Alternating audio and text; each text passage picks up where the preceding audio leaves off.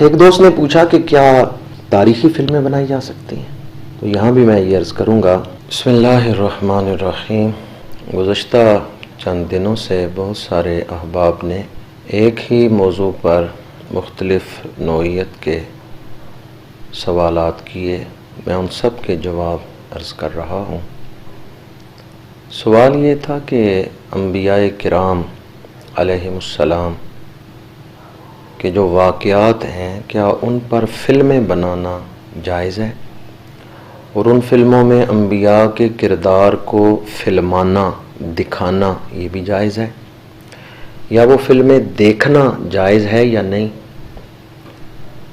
تو میں بڑے ادب سے یہ گزارش کروں گا، انبیاء کرام علیہم السلام کی جو عظمت ہے، جو شان ہے، جو ان کی شخصیتوں کا وقار ہے، وہ بہت بلند ہے، اور فلموں کی جو ضروریات ہوتی ہیں وہ بہت گھٹیا ہوتی ہیں۔ یہ دونوں آپس میں کوئی مناسبت نہیں رکھتی، اس لیے انبیاء کرام پر فلمیں بنانا، ان کے کردار فلموں میں دکھانا یہ ناجائز ہے، اور ایسی فلمیں دیکھنا حرام ہے، بندہ گناہ گار ہوتا ہے۔ پہلی بات تو یہ ہے کہ کوئی مسلمان ایسی فلمیں نہیں بنا سکتا۔ حضرت موسیٰ علیہ السلام، حضرت عیسیٰ علیہ السلام، حضرت یوسف علیہ السلام، کیا ان کا کردار ادا کرنے کے لیے کوئی مسلمان تیار ہوگا کہ وہ فلم میں چاہے کریکٹر کے طور پر، کردار ادا کرنے کے لیے ہی، اداکاری کے طور پر ہی وہ یہ کہے کہ میں اللہ کا نبی ہوں، میرے اوپر یہ آیتیں نازل ہوئی ہیں، میں تمہیں سنا رہا ہوں؟ کوئی مسلمان اس طرح کی بات کر سکتا ہے؟ اگرچہ وہ صرف اداکاری کے طور پہ کر رہے ہیں، لیکن پھر بھی وہ یہ جرأت نہیں کر سکتا۔ یا کوئی اس کا ساتھی اداکار فلم میں اس کو اس انداز میں مخاطب کر سکتا ہے کہ اے اللہ کے نبی میرے سوال کا جواب دیں، اور وہ آگے سے معاذ اللہ نبی کی اداکاری کرتے ہوئے جواب دیں؟ یہ بھی نہیں ہو سکتا۔ ایک دوست نے کہا بھی یہ تو وہ صرف اداکاری کے طور پہ کر رہے ہیں، جبکہ ان کو پتہ ہے کہ ہم نبی نہیں ہیں، یا جو سوال کر رہے ہیں اس کو بھی پتہ ہے کہ یہ نبی نہیں ہے، وہ تو صرف فلمانے کے لیے ایسا کر رہے ہیں۔ تو ذرا مجھے اس سوال کا جواب دیں، اگر کسی کو فلم میں، کسی مسلمان کو ابو جہل کا کردار دے دیا جائے تو معاذ اللہ ثم معاذ اللہ، کیا وہ رسول اللہ صلی اللہ علیہ وآلہ وسلم کا نام مبارک بے ادبی سے لے گا، چاہے اداکاری کے طور پر ہی؟ نہیں، ہرگز نہیں۔ کسی مسلمان اداکار کو نمرود کا کردار دے دیا جائے تو کیا وہ حضرت ابراہیم علیہ السلام کا نام بے ادبی سے پکارے گا؟ ہرگز نہیں۔ تو اس لیے میں یہ کہتا ہوں، کسی مسلمان اداکار کو فرعون کا کردار دے دیا جائے تو کیا وہ حضرت موسیٰ علیہ السلام کا نام بے ادبی سے لے گا؟ ہرگز نہیں۔ کوئی مسلمان یہ فلمیں نہیں بنا سکتا۔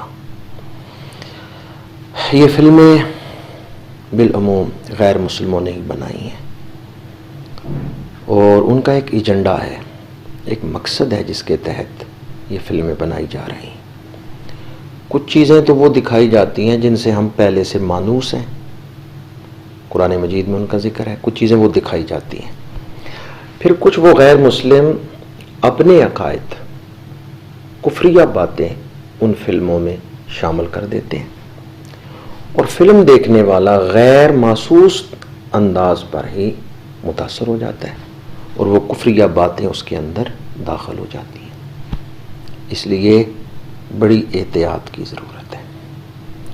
فلم دیکھنے کے حوالے سے، یہ تو بنانے والوں کا میں ذکر کر رہا تھا، فلم دیکھنے کے حوالے سے جو لوگ ایسی فلمیں دیکھتے ہیں، ایک تو ان کے دلوں میں انبیاء کرام کی محبت گھٹ جاتی ہے، کیونکہ فلم بنانے والوں نے کسی انسان سے انبیاء کا کردار ادا کروایا، اور لباس ایسے پہنائے یا ننگے سر ان کو دکھایا گیا یا اس انداز میں دکھایا گیا جو قطعاً نبی کی شان کے لائق نہیں۔ اللہ نے ہر نبی کے چہرے کو جو تاثر دیا ہے، غیر نبی وہ تاثر اپنے چہرے سے دے ہی نہیں سکتا۔ جو تاثر اللہ نے انبیاء کے چہروں کو دیا، اس لیے یہ فلمیں دیکھنے والے انبیاء کی محبت سے محروم ہو جاتے ہیں، دل میں کھٹ جاتا ہے ان کا دم، اور غیر محسوس طریقے سے، کیونکہ ہم اس طرح دکھایا جاتا ہے انبیاء کے واقعات کو جس کا حقیقت سے کوئی تعلق نہیں، غیر حقیقی طور پہ دکھایا جاتا ہے۔ مثلا مجھے ایک دوست نے آ کے کہا کہ میں نے تو یہ سنا ہے کہ حضرت ابراہیم علیہ السلام نے حضرت اسماعیل علیہ السلام کو ذبح فرمانے کے لیے منام میں لے گئے اور چھری رکھی اور اللہ نے ان کو بچا لیا، لیکن وہ کہہ رہے تھے کہ انہوں نے کوئی فلم دیکھی ہے جس میں حضرت ابراہیم نے حضرت اسحاق کی گردن پہ چھری چلائی۔ اب یہ بات خلاف حقیقت دکھائی گئی۔ سارے جانتے ہیں کہ حقیقت یہی ہے، حضرت ابراہیم علیہ السلام نے حضرت اسماعیل علیہ السلام کی گردن پہ چھری رکھی تھی، ذبیح اللہ حضرت اسماعیل ہیں، لیکن جو حضرت ابراہیم علیہ السلام پہ فلم بنائی گئی اس میں خلاف واقعہ بات دکھائی گئی۔ کچھ عرصہ پہلے پاکستان کے ٹی وی چینلز پہ بھی دا میسج اسلامی فلم چلتی رہی ہے، اس وقت بھی میں نے یہ بات عرض کی تھی، جب لوگ عمرہ کرنے کے لیے آتے ہیں تو احرام پہن کے آتے ہیں، سلے ہوئے کپڑے نہیں پہن کے آتے، لیکن اس میں دکھایا گیا کہ صحابہ کرام رضوان اللہ تعالی علیہم اجمعین سلے ہوئے کپڑے پہن کے آ رہے ہیں، کچھ نے احرام پہنتے ہوئے ہیں، کچھ سلے ہوئے کپڑے پہنے ہوئے ہیں۔ تو اس لیے فلم میں جو فلم بنانے والے ہیں وہ غلط نظریات جن کا قرآن اور حدیث سے کوئی تعلق نہیں ان کو فلما رہے ہوتے ہیں۔ اس طرح فلم دیکھنے والے حلال کو حرام اور حرام کو حلال سمجھ لیتے ہیں، یہ بھی بہت بڑا نقصان ہے دینی اعتبار سے۔ ایک دوست نے سوال کیا کہ جسے بیان کرتے ہوئے میرا دل کانپتا ہے، کیونکہ ایسی فلموں میں صحابیات کو دکھایا گیا یا پہلے جو انبیاء کرام ہیں ان کے ساتھ تعلق رکھنے والی پاک بیبیوں کو دکھایا گیا فلموں میں۔ اب فلمیں بالعموم کردار سازی کی نیت سے تو نہیں بنائی جاتی، وہ تو تفریح تباہ کے لیے بھی بنائی جاتی ہیں یا صرف معلومات کے لیے بنائی جاتی ہیں۔ تو اس دوست نے جو سوال کیا اسے دہراتے ہوئے میرا دل کانپتا ہے کہ اب ان عورتوں کو دیکھنے کی شرعی حیثیت کیا ہوگی، اگرچہ وہ کوئی اداکارہ ہی ہے جو ان پاک بیبیوں، عظمت والی بیبیوں کا کردار ادا کر رہی ہے، لیکن اسے دیکھنے کی شرعی حیثیت کیا ہوگی؟ میں اس کا کوئی جواب نہیں دے رہا، اور میرے اندر ہمت بھی نہیں کہ میں اس سوال کا کوئی جواب اس طرح بیان کر سکوں۔ میں تو اس پر ہی دل پسیج کے رہ گیا کہ یہ سوال اس شخص کی زبان پہ آیا کیسے؟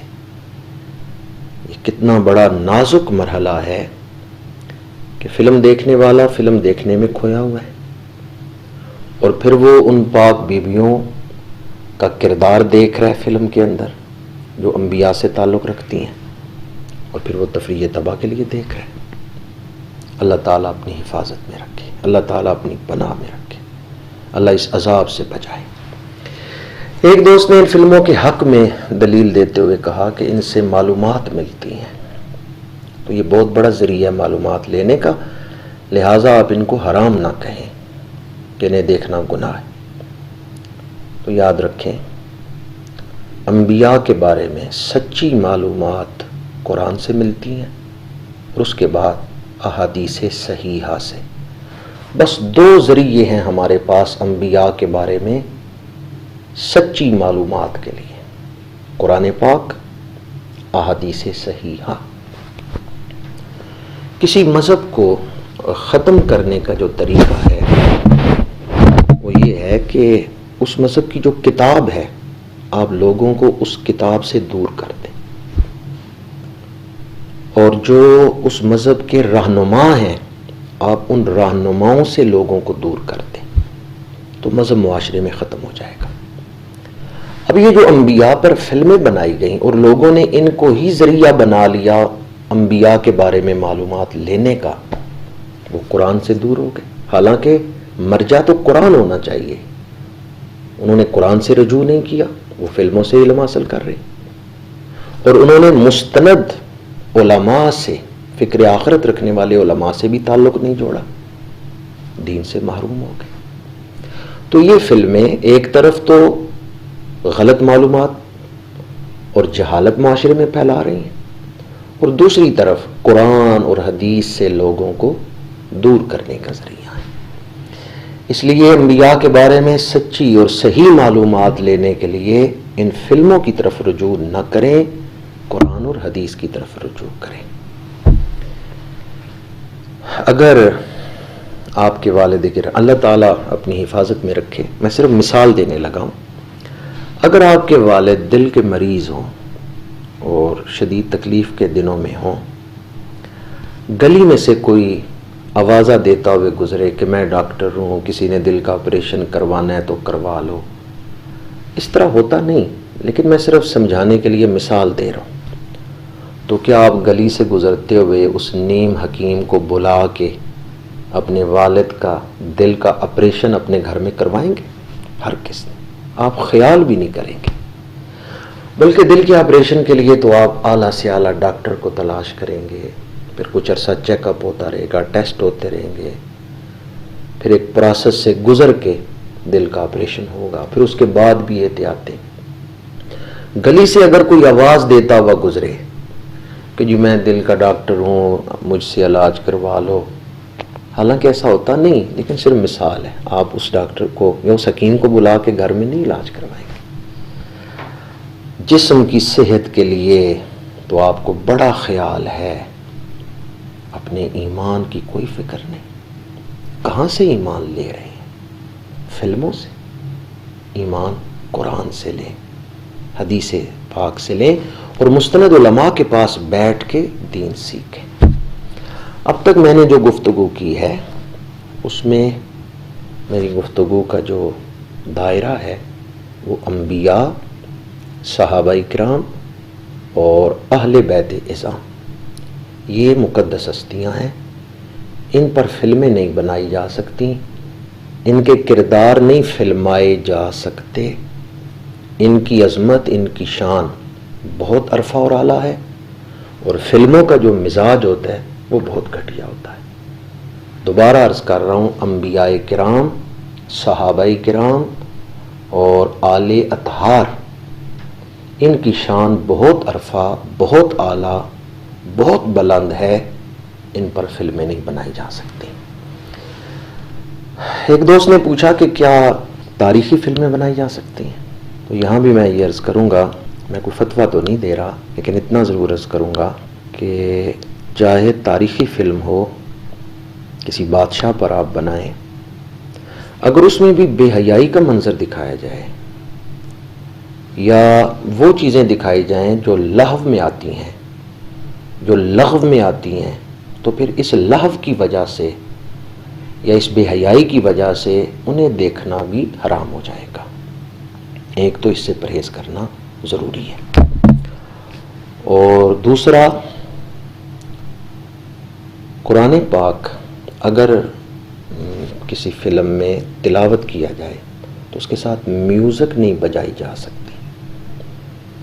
اگر تلاوت چل رہی ہو اور پیچھے میوزک چل رہی ہو تو حضرت مولانا علی قاری رحمۃ اللہ تعالی علیہ کا فتویٰ ہے، الفقہ الاکبر کی شرح پڑھ کے دیکھیں کہ جس نے دف کے ساتھ یا ڈانڈیا کے ساتھ قرآن پاک کی تلاوت کی، قرآن کی توہین کرنے کی وجہ سے وہ کفر کا مرتکب ہوا۔ قرآن پاک کا ایک ادب ہے، قرآن پاک کی ایک شان ہے، یہ اللہ کا کلام ہے، اس میں بڑی احتیاط کی ضرورت ہے، صرف احتیاط نہیں۔ ہمارے ہاں بعض ثناخوان بھی دف کے ساتھ جب کلام پڑھ رہے ہوتے ہیں تو اس میں آیت پڑھ دیتے ہیں، تو یاد رکھیں یہ قرآن پاک کی توہین ہے۔ اور حضرت ملا علی قاری رحمہ اللہ کا اس پر فتویٰ موجود ہے جو میں نے ابھی آپ کو سنایا ہے. میں فتویٰ دے نہیں رہا، فتویٰ بیان کر رہا ہوں، فتویٰ سنا رہا ہوں.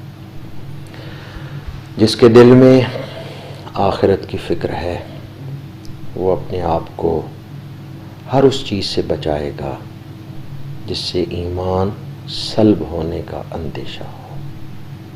اللہ تعالی ہمیں فکر آخرت عطا فرمائے. دین ہمیشہ دین کے راستے سے ہی آتا ہے. وما توفیقی الا باللہ.